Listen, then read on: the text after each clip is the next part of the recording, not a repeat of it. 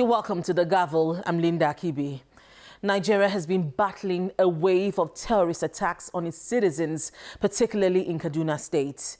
Citizens are still reeling from the terrorist attack of a Kaduna-bound train on Monday, March 28th, where at least 8 people were killed, 41 injured and several others abducted by the terrorists. Now, days after this attack, 10 soldiers were killed and some others injured by terrorists who attacked a military base in Gwari local government area of Kaduna State. A group of pastors under the umbrella of Interfaith Alliance staged a peaceful protest against the incessant attacks and killings by terrorists in Kaduna State, and they are asking the federal government to step up actions against banditry. Now, federal lawmakers in the National Assembly made the same request last week, calling on the Army and Air Force to bombard terrorist enclaves and maintain stability in the country. Now, following the bombing of the Kaduna-Abuja rail track and the Kaduna airport attack, the leadership of the House of Representatives met with the service chiefs, the Director General of the DSS, Inspector General of Police, as well as the Minister of Transportation to find solutions to the crisis. Following the bombing of the Kaduna-Abuja rail track and the Kaduna airport attack, the leadership of the House of Representatives has met with the service chiefs, the Director General of DSS, Inspector General of Police, as well as the Minister of Transportation. The Deputy Speaker of the House had last week sent back representatives of the service chiefs and ministers, insisting that they appear in person. At the end of the meeting, which was held behind closed doors, the Speaker of the House of Representatives, Femi Bajabiamila, told journalists that ideas were shared to enhance collaboration among security agencies. There was a lot of collaboration, a lot of ideas came together in terms of how the security agencies can work together as opposed to speak together in one voice as opposed to different voices. We're talking about the all-important issue of whether or not there are elements within the military themselves that we need to deal with the issue of moles, like some have stated. We talked about training and retraining. We talked about the issue of capacity and allowances. We talked about several things. A lot of them, like I said, touch on security, and I'm not at liberty at this point. But for us to have been in there for 4 or 5 hours, you must know that we made some good headway and extensive decisions were made. Meanwhile, the Senate has passed through second reading a bill to establish the National Religious Harmony Commission. The proposed legislation seeks to establish a commission to serve as an intervention to promote religious tolerance, peace and harmony in Nigeria. The sponsor of the bill, Senator Sadiq Umar, explains that the bill seeks to create an enabling environment for the peaceful coexistence of different religious beliefs within the country, as well as provide a forum for public enlightenment and dialogue. The lawmaker notes that doing so would check the insidious effects of religious bigotry, profiling, stereotyping, violence, discrimination, extremism, and hate speech. The bill seeks to provide for an act to provide for the establishment of National Religious Harmony Commission in Nigeria to serve as an intervention program to promote religious tolerance, peace, and harmony in Nigeria. To monitor, investigate, and prosecute all cases of religious discrimination, victimization, and harassment, and take such actions as may deem expedient in each circumstance. Assist victims of religious discrimination or violation and seek appropriate redress and remedies on their behalf. Undertake studies on all matters related to religious rights and practices, and assist the federal government in the formulation of appropriate policies on the guarantee of right to freedom from religious discrimination and victimization. Monitor and investigate all cases of religious extremism, hate speeches, and utterances meant to incite religious violence, and prosecute persons responsible for such hate speeches. Other lawmakers supported the bill. Yes, religion ordinarily should be a personal affair of individual citizens. However, our history and our current situation reveal that as a country, we are a multi-religious society, and religion is part of those social issues that not only concern individual, the way it is practiced in this country, but must concern us as a nation, given the various experiences we have. And it has caused some conflict among communities, among citizens. Therefore, it is essential and necessary for us as lawmakers who are charged by constitutions to make law for good governance, welfare, and peace of this country to look at issues such as this and come up with an appropriate mechanism such as being proposed in this bill that will ensure that we have harmony, we have peace among citizens, and citizens are able to express and practice their belief as they so desire. Now, during the week, the House of Representatives launched a probe into the astronomical increase in the price of diesel. Diesel consumers have been contending with the hike in the price of the petroleum product in the last few weeks for mobility, as well as powering their generators to deal with the epileptic power supply. So imagine how this impacts business owners and the consequent effect on the price of goods and services. The House of Representatives has mandated its committees on petroleum resources upstream and downstream, as well as gas resources, to investigate the unexplained astronomical increase in the price of diesel. The lower chamber is concerned that the hike in the cost of diesel is alleged to be the handwork of unscrupulous stakeholders in the industry and could lead to economic sabotage, causing untold hardship for Nigerians. The House is also calling for a reduction in the price of cooking gas.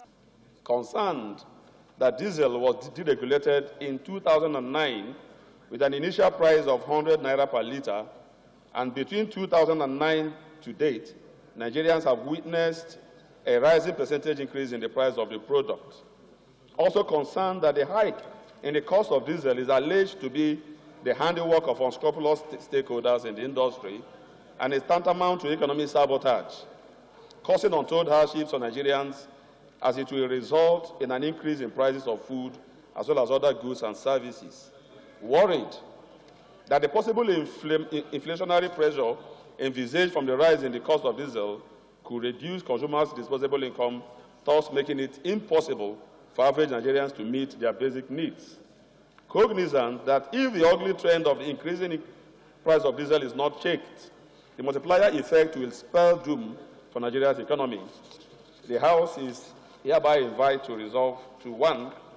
Mandate the committees on petroleum resources downstream, petroleum resources upstream, and gas resources to investigate the unexplained astronomical increase in the price of diesel with a view to ensuring that a reasonable price is fixed to alleviate the sufferings of Nigerians and report back within 6 weeks for further legislative action. Mr. Speaker, colleagues, I so move. Meanwhile, the House of Representatives has mandated its Committee on Police Affairs to investigate the invasion of the Federal High Court sitting in Uyo, Akwa Ibom State by personnel of the Nigeria Police Force on Wednesday, February 16, 2022. In a motion by Representative Sergius Ogun, lawmakers expressed concern that during the invasion, the defendant, who is a police officer accused of trafficking in persons, was taken away by the personnel of the Nigeria Police Force. However, before these resolutions were reached, there were tensions arising from when motion 10 was skipped by the Deputy Speaker. No, was that the only one talking? You affirm. I have a motion, but was that the only person talking? No, my brother. Mr. Speaker, was that the only person talking here now? If you want to dramatize it, I will help you. No, there's no drama. I don't understand. You have the authority to say I will not take it. But what I say, what is fair. I can't be. My motion is listed, and I am here to take it. If you are saying Honorable Shaka is traveling, you want to take it, that's fine. But to say I am talking on the floor of the House, please take your seat. Okay, Mr. Speaker, I'm sorry. My adrenaline is pumping, I'm sorry. The what? Sorry. His apology was unsatisfactory to the leader of the House as he pushed for disciplinary action. Is it a jungle? This is an institution that must be respected by us who are members of this House. So mere sorry cannot suffice. How can you shout at the Speaker sitting with the mace placed? Chief Whip, you have to rise here, give us an order that will invoke disciplinary measure on this honorable member. It's not that I didn't want him to take the motion, But I just wanted to make a point is it proper so that he should understand. And what each time I want to call his attention and the attention of the House, our behavior does not portray us as good legislators. Walking on the gangway, making noise. Representative Sergius Ogun is eventually allowed to present his motion. The invasion of the court by personnel of the Nigeria Police Force is an attempt to shield their colleague from justice and continue to perpetuate the commission of the offense of trafficking in person. The House resolves: 1. Urge the Inspector General of Police to immediately produce the fleeing police officer and hand her over to National Agency of Prohibition of Trafficking in Persons, NAPTIP, for prosecution. The motion is adopted, and the House moves to consider another motion on the need to protect telephone subscribers from breach of privacy, fraud, and loss of money. Many Nigerians are falling victim to illegal and unauthorized deduction of funds from their bank accounts because their financial institutions keep sending their bank account transaction details into their Itato phone numbers, which have been reassigned to new subscribers. The House also considered a motion on the need to construct a divisional police headquarters in Ayete, Igbarapa North local government area of Oyo State. Budgets, a civic organization driven to make the Nigerian budgets and public data more understandable and accessible, published an analysis of the 2022 national budget. Titled Leveraging Budget Reforms for Economic Development, the document highlights areas for improvement in Nigeria's public finance value chain. We had a chat with the Country Director of Budget, Mr. Gabriel Okeowo, to get more details about the report. The fact is, every year, the basis upon which a plan is made, right? And then when you look at our projection, you look at the size of the budget, it keeps increasing every year on the expenditure side, which is the overall budget size. And then on the other side, when you look at the revenue, the projection for the revenue also keeps increasing every year. And over the years, there has not been any year that we are able to achieve, close to our targeted revenue. As a matter of fact, in the last 5 or 6 years thereabouts, we've always been around, less than 70% or even less than 60% of our projected revenue, which then calls for attention. If we are not meeting or getting close to our targeted revenue, how come our expenditure keeps increasing, right? And also a valid concern about the fact that we are not spending enough as a nation. But we also need to put that into context of not spending enough on one hand, and then on the other hand, spending within what is available, or even now looking at what we borrow, right? How well are we now spending what we borrow to be able to inspire the overall growth and improvement in our economy? And that was the lens with which we looked at the 2022 approved budget. And when we look at the approved budget, of course, the first thing that stared at us was the insertions, right? We were opportune to have analyzed the proposed budget, the budget proposal that Mr. President placed before the National Assembly. And that budget proposal was quite, we were encouraged a bit, and that is because coming from 2021, where we had raised concern about quite a number of duplicated projects and some other infractions in the 2021 budget, when we saw the proposed 2022 proposed budget, we were quite encouraged to see that a lot of work has gone into that. We saw significant reduction in duplicated projects. We saw a significant reduction in, some of those infractions that we used to call out before now. But by the time the 2022 budget came out of the National Assembly, the story changed. It has now, the whole budget has now become something else. Welcome back to the Gavel. We continue with the interview with the Country Director of Budget, Mr. Gabriel Okeowo, to get more details about its recent report on the 2022 budget. Ordinarily, when you look at the overall budget framework, you are looking at what goes into capital expenditure, what goes into recurrent expenditure. You are looking at your revenue projection and all that. The two critical areas that anyone will be interested in is looking at the recurrent expenditure and the capital expenditure, right? Most of the time we clamor for increase in capital expenditure, right? And we know that that has still not been. We have always been in that situation where recurrent is always, a bit on the high side, and that's because it entails personnel, salaries, overhead, and all that. And then the little we see, or the commitment we see in capital projects, by the time you now narrow down to analyze what has been allocated to capital projects, you then begin to see items that are not really capital in nature. Now, how prevalent was this problem in the 2022 budget? Really, 2022 budget is not peculiar. And I must be sincere, it's not peculiar.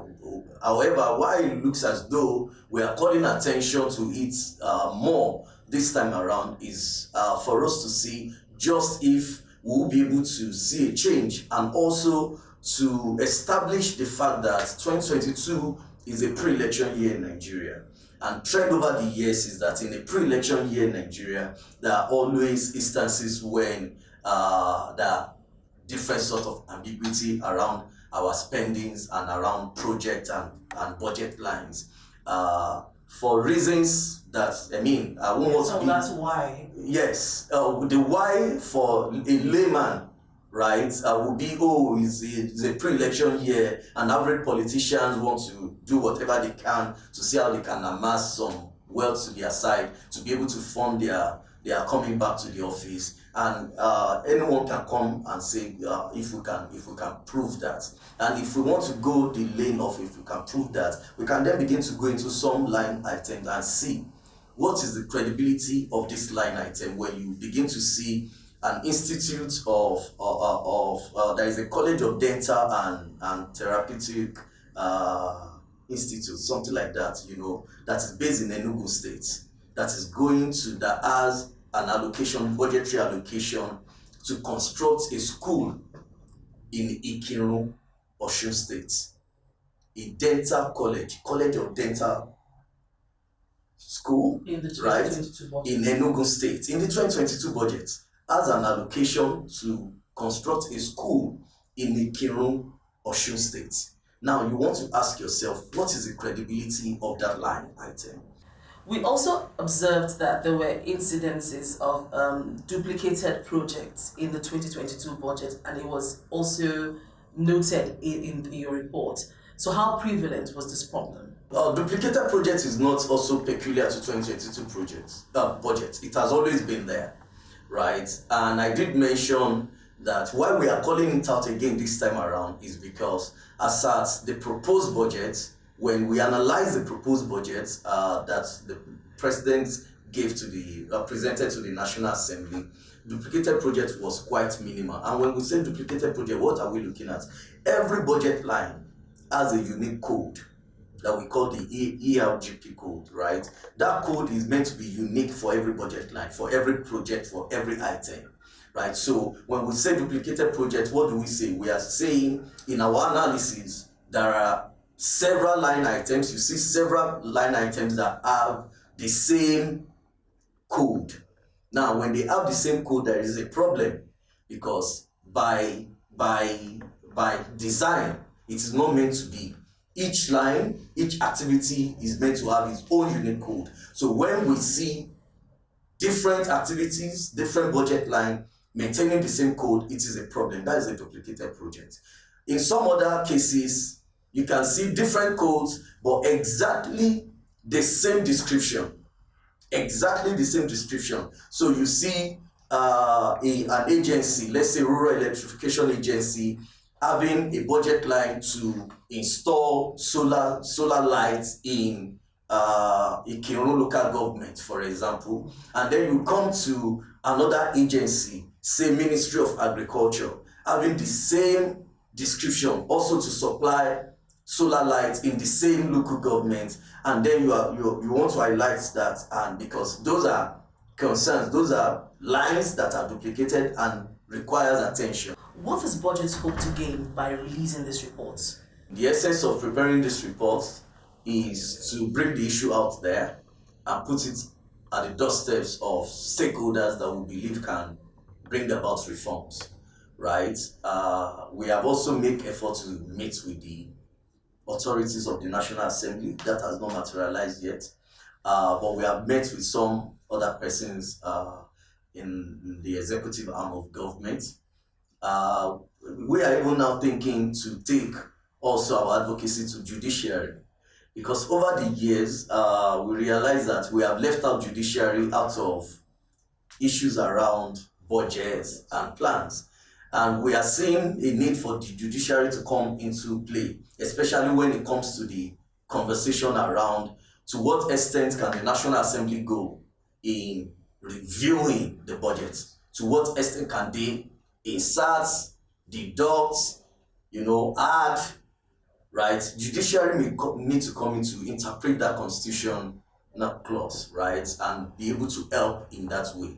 Now, this discussion about the level with which the National Assembly can tinker with national budgets, do you find it curious that nobody has actually gone to seek judicial interpretation to find out the level with which the National Assembly can actually amend or, tamper with the budget? The best way for us is to see how we can get judiciary to come into this as a partner and also as a stakeholder, for them to see themselves as a stakeholder having a role to play in this process. And I mean, we won't undermine the work of some civil society organizations like SERAP that's also, take the bull by the horn when it comes to litigation cases against government. They are doing it, and we are also working with them in the best way possible. How do you marry, the recent drive by the National Assembly to block revenue leakages and, as a way to shore up the country's revenue vis-a-vis these, I wouldn't call them infractions, but addition to the budget, which some might actually term revenue leakages in themselves? Unfortunately, as a person, as an organization, we are not impressed with the National Assembly. And that is because they are the representative of the people, right? They, in fact, if you break this whole democracy thing down, the National Assembly seems to have the highest commanding power, right, among the 3 tiers of government. But they are not using that power, well. There is a common saying that it will come to equity must come with clean hands. There should be a situation. So what is the essence of the National Assembly reviewing the budget? The essence of that is for them to be able to call the executive to a sit-down discussion to defend the lines. So it should not be that the budget coming out of National Assembly should be an improved version of the budget. But in a situation where we are seeing a worse version of the budget, after it has gone to the National Assembly for review and out, then calls for a lot of attention, right? The National Assembly, if they really want to help this nation, they need to really play their oversight function. They need to really play their role as the watchdog on the executive. Democracy has a system of balancing out itself. The government-owned enterprises, and there are several of them. You look at the NNPC, the NEMCO, several of them of this nation, right? They also prepare their budget. As a matter of fact, their budgets or the implementation of their budget and their plan on the annual basis is meant to serve the bigger picture of the federal government budget, because part of the revenues of the government-owned enterprises is meant to feed into the revenue projection and revenue calculation that we will have for the overall federal government budget. But on a yearly basis, I can't remember the last time anybody could lay hands on the budget of any government-owned enterprises in this country. Now, this is where we call it a day on this week's edition of The Gavel. If you have any views on any of the issues discussed, please email us on thegavel@channelstv.com. Thank you for staying with us, and see you again next week.